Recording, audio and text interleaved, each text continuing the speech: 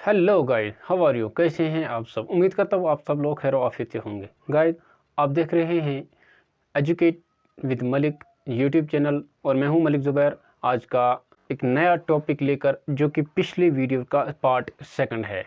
Guys, हमने इससे पहले दो टॉपिक पढ़े हैं, द एनालॉग और उसके बाद historical record of Sima Qian she ji.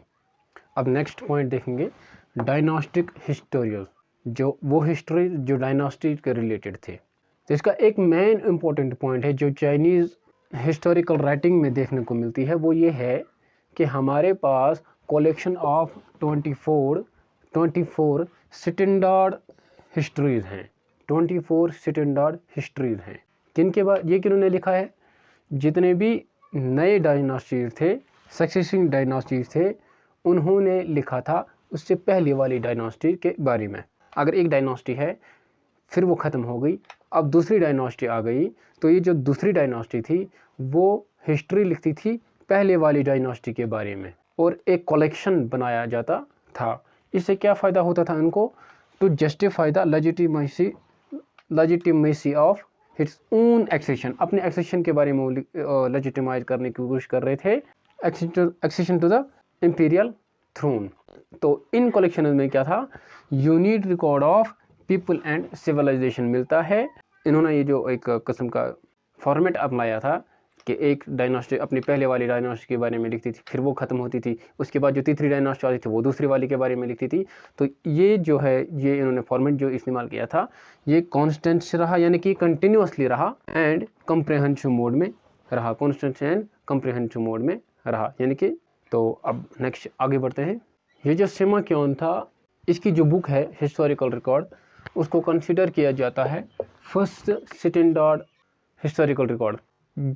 Actually वो जो बुक थी, उन्होंने जो हिस्टोरिकल रिकॉर्ड था शी जी, वो सिर्फ और सिर्फ एक डायनास्टी के बारे में नहीं था। मैं फिर से बता दूं, 8th सेंचुरी BC से लेकर 3rd सेंचुरी BC तक जितने भी डायनास्टी आते थे उन सब के बारे में उन्होंने इन्हें वन कलेक्शन में लिखा था। तो इसलिए वो वन डायनास्टी में नहीं था। लेकिन इसके बाद जो सिंगल डायनास्टी के बारे में सिंगल कलेक्शन था, उसको रियल डायनास्टिक हिस्ट्री माना जाता था। लेकिन वो किसने लिखना शुरू किया था? वो लिखा था वैन गोव ने 1st सेंचुरी AD में। इसके बाद जो ग्रैंड हिस्टोरियन माना जाता है। और ये सिंगल पर्सन नहीं था वैन गोव, बल्कि इनका फादर भी पहले लिखता था, वैन बियो, एंड उसकी बहन सिस्टर जो थी वैन शियो, वो भी लिखा करते थी। उन्होंने कब लिखना शुरू किया था? Later part of the Han dynasty, to write about the former Han dynasty. ये जो Han डायनास्टी था उसी के बारे में लिखना किया था, लेकिन इसके लेटर पास्ट में, मतलब यूँ कह सकते हैं कि जवाल आया था, तो जवाल के दौरान उन्होंने अपने डायनास्टी के बारे में लिखना शुरू किया था। लेकिन उन्होंने किसने? वैन गो ने जो हिस्ट्री राइटिंग शुरू की थी, वो as per the principles of, as per the methodology of Sima Qian के लिखना शुरू किया था, बट विद लिटिल मॉडिफिकेशन। अब एक और इम्पोर्टेंट पॉइंट, ये जो वर्क इन्होंने लिखा था ये ऑफिशियली कमिश्नर नहीं था। ये बहुत इंपॉर्टेंट पॉइंट है।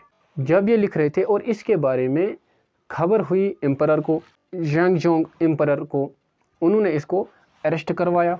अब अरेस्ट करवाने के बाद क्या हुआ? इसकी बहन जो थी बहन जो, उन्होंने इस वर्क को लेकर, इस कंपाइल्ड बुक को लेकर, अभी तो इनकम्प्लीट था, उसको लेकर इंटरसीड किया था इन फ्रंट ऑफ एम्परर। जब सिस्टर ने, इसकी बहन ने इस पूरे वर्क को एम्परर के सामने पढ़ा, उसे रीड आउट किया, तब जाके जो एम्परर था उन्होंने ऑर्डर किया था इसको कंप्लीट करें, एंड उसको ऑफिशियली कमीशन भी दे दिया। कमिश्नर ऑफिशियली जब उसको इसकी इम्पोर्टेंस के बारे में पता चला, तो उसके जो ऑथर था वैन गो, उनको रिलीज़ किया था। एंड जब ऑफिशियली इसको कमीशन मिलना शुरू हो गया था, तो फिर इन्होंने अगले 20 साल में इस पूरे वर्क को कंप्लीट किया। पहले तो ये प्राइवेटली कंपेयर किया जाता था, लेकिन अब इसको ऑफिशियली कंप्लीट किया जा रहा है। अब आगे बढ़ते हैं और देखते हैं कि ये जो Han डायनास्टी के डाउनफॉल के बाद, ये जो डाउनफॉल हुआ था ये 3rd सेंचुरी AD में हुआ था। Line of succession to the imperial throne जो था, जो बाकी डायनास्टीज है जो उनको सक्सेस करे, वो तो क्लियर नहीं था, क्योंकि डिफरेंट पार्ट्स में, डिफरेंट रीजन्स में डिफरेंट किंगडम्स बना करते थे, तो एक क्लियर तो नहीं है इंपीरियल थ्रोन के लिए।